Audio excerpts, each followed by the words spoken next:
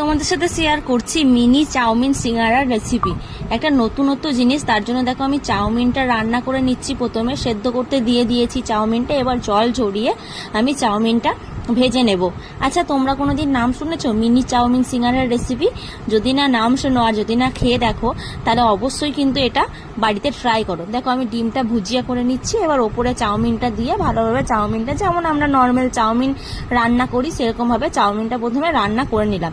এবার আটাটা আমি প্রথমেই মেখে রেখেছিলাম, আটাটা এবার গোল করে লুচির মতো করে বেলে নেওয়ার পর চাউমিনটা ওপরে দিয়ে চাউমিনটা ঢেকে দেওয়ার জন্য আমি ভালোভাবে মুড়ে নিচ্ছি। তোমরা যে কোনো শেপ দিতে পারো, এটা সিঙ্গারার মতো করতে পারো।